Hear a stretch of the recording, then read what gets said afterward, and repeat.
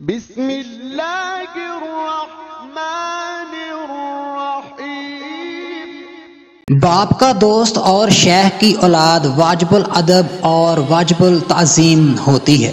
چنے ہوئے کاموں کے لیے چنے ہوئے بندے ہی مامور کیے جاتے ہیں، ہر کوئی نہیں۔ اور چنے ہوئے بندوں کی عمدہ خصلت یہ ہوتی ہے کہ جب تک وہ اپنے کام کو جس کے لیے انہیں چنا جاتا ہے نہایت خوش اسلوبی سے پورا نہیں کر لیتے، کبھی آرام نہیں کرتے اور نہ ہی اس کام کے سوا کسی اور کام کی طرف متوجہ ہوتے ہیں۔ جس بات سے میرے مولا کریم رؤوف الرحیم صلی اللہ علیہ وآلہ وسلم کی ملت کو فائدہ پہنچے گا، اسی سے اور صرف اسی سے آپ کو فائدہ پہنچے گا۔ اور جس بات سے آپ کو فائدہ پہنچے گا آپ کے والدین کو بھی پہنچے گا اگرچہ وہ قبروں میں ہوں، اور اولاد کو بھی پہنچے گا اگرچہ ابھی پیدا نہ ہوئی ہو۔ اللہ رب العالمین نے یہ دنیا اپنے حبیب اقدس صلی اللہ علیہ وآلہ وسلم کے لیے اور انہیں اپنے کے لیے پیدا فرمایا۔ ان کے گھر کے ایک صاحب ابھی آنا باقی ہیں، انہی کے انتظار میں یہ دنیا باقی ہے۔ حضور اقدس صلی اللہ علیہ وآلہ وسلم نے فرمایا، جبریل علیہ السلام میرے پاس آئے اور کہا، اللہ تعالیٰ فرماتا ہے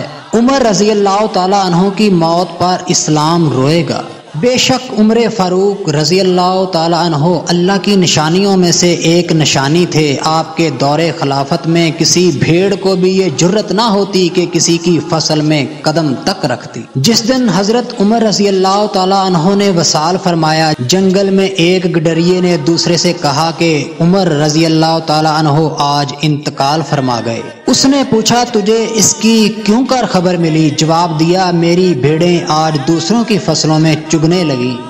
ساری دنیا سے جدا تیرا نسب ہے